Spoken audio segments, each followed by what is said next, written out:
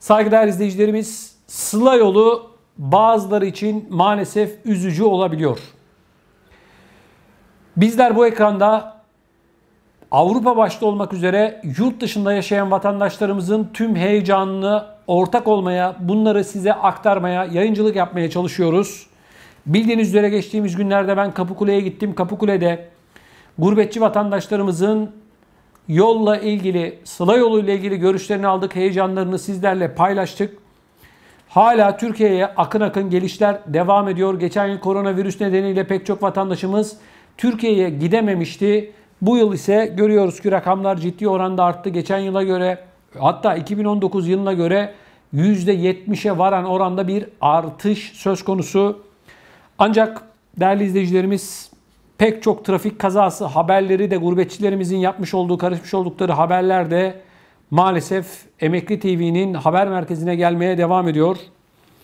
Edirne'de sınır kapısından yurda giriş yapan Orhan Aydeniz idaresindeki WMLPY 57 plakalı otomobil, Kuvvetderesi mevkisinde aynı yönden giden Selami Tüysüz'ün kullandığı bir UKX 036 plakalı otomobille çarpıştı.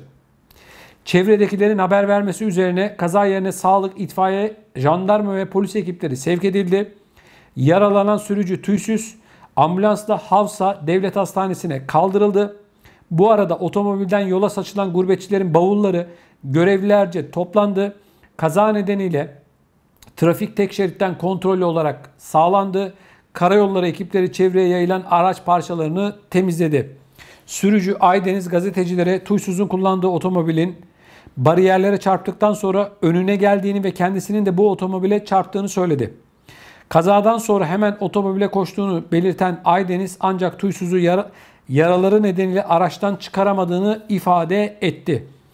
Gurbetçilere uyarılarda bulunan Aydeniz, lütfen arkadaşlar yola çıkmadan önce mutlaka yatın, ben Türkiye'ye giriş yaptıktan hemen sonra bir otele gidip uyudum diyor.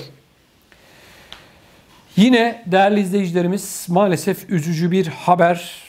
Maalesef diyoruz çünkü değerli izleyicilerimiz, çok sayıda trafik kazası haberi alıyoruz. Özellikle Türkiye'ye girdikten sonra sürücülerimizde bir rehavet, rahatlık durumu oluşuyor. Yani aman dikkat edelim diyoruz, bakalım. Edirne'de memleketine giden gurbetçinin otomobili yanarak kullanılmaz hale geldi. Yıllık izinlerini Türkiye'de geçirmek üzere yola çıkan gurbetçilerin gelişleri devam ediyor. Almanya'dan gelen Recep Aygül'ün kullandığı Lev RG 72 plakalı otomobil Edirne Otogarı bağlantı yolunda seyir halindeyken motor kısmında alev aldı.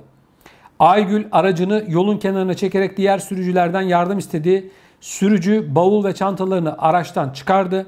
Bu sırada yoldan geçen su tankeri durdurularak yangına ilk müdahale yapıldı. İtfaiye ekiplerinin söndürdüğü yangında maalesef otomobil kullanılamaz hale geldi. Geçmiş olsun dileklerimizi Recep Aygül'e iletiyoruz. Gurbetçi vatandaşımıza ne diyelim, tek teselli kaynağı can kaybının ya da yaralanan olmaması diyoruz. Geçmiş olsun değerli izleyicilerimiz. Değerli izleyicilerimiz, Almanya'da Profesör Doktor Uğur Şahin ve Doktor Özlem Türeci'nin sahibi olduğu BioNTech'ten yeni bir aşı açıklaması geldi. Koronavirüse karşı aşı geliştirerek tüm insanlığı umut olan BioNTech, şimdi Afrika kıtasında yaşayan insanların en büyük sorunlarından biri olan ve malaria olarak bilinen Afrika sıtmasına karşı aşı geliştirme çalışmalarını başlattı. Çoğunluğu Afrika olmak üzere her yıl yaklaşık 229 milyon kişi sıtmaya yakalanıyor. Erken dönemde teşhis edildiğinde tedavisi mümkün olsa da Dünya Sağlık Örgütü verilerine göre her yıl yaklaşık 409 bin kişi bu hastalıktan yaşamını yitiriyor. Hastalıktan çocukların çok etkilendiği ve özellikle de 5 yaş altı çocuklar için çok tehlikeli olduğu belirtiliyor. BioNTech sıtmaya karşı aşı çalışmasını da tıpkı koronavirüse karşı geliştirdiği mRNA teknolojisini de yürütecek. Profesör Doktor Uğur Şahin en geç 2022'nin sonuna kadar klinik ve deney çalışmalarına başlayacaklarını kaydetti.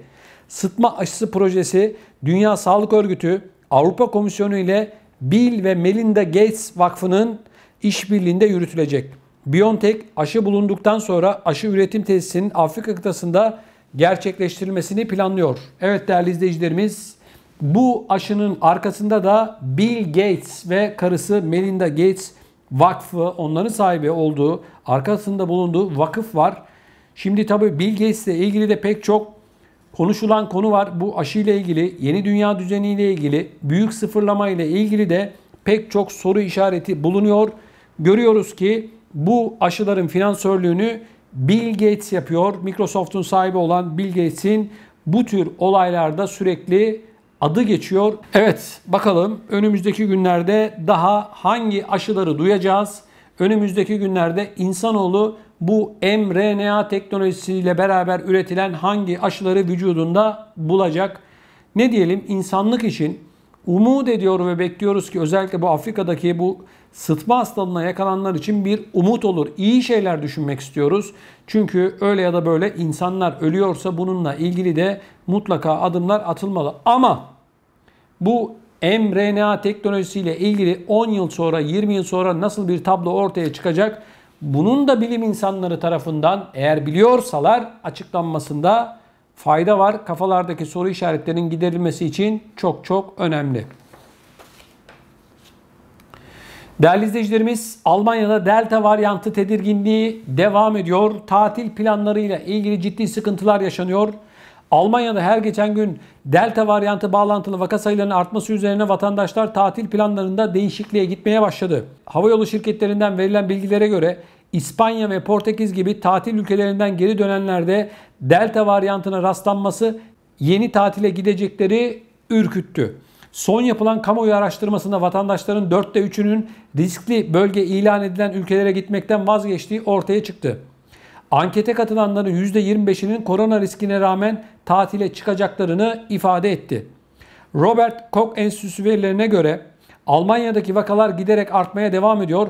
Son 24 saat içerisinde çoğunluğu Delta varyantlı olmak üzere yaklaşık 2000 kişide koronavirüse rastlandı. Değerli izleyicilerimiz, bu rakamlar sürekli değişiyor. O nedenle net rakam yaklaşık diyoruz. Net rakamı vermiyoruz.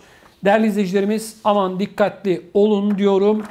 Maalesef özellikle Portekiz, İspanya ve Yunanistan. Evet değerli izleyicilerimiz, Yunanistan'da koronavirüsle ilgili ciddi bir patlama durumu söz konusu. Yunan adalarından ciddi koronavirüsle ilgili haberler gelmeye devam ediyor. Maalesef pek çok adada, Yunan adası komple kapatıldı. Turistlerden içeriye hiç kimse alınmıyor. Zorunlu haller dışında adaların pek çoğuna girişe müsaade edilmiyor. Aman dikkatli olun diyorum. Yunanistan, evet değerli izleyicilerimiz, Yunanistan'da durum çok ciddi. Çünkü Yunanistan milyonlarca turist alıyor. Görüyoruz ki para için şu anda Yunanistan kırmızı alarm vermiş durumda. Ama önümüzdeki günlerde maalesef, üzülerek söylüyorum bunu, Yunanistan'ın durumu hiç de iyi olmayacak. Maalesef.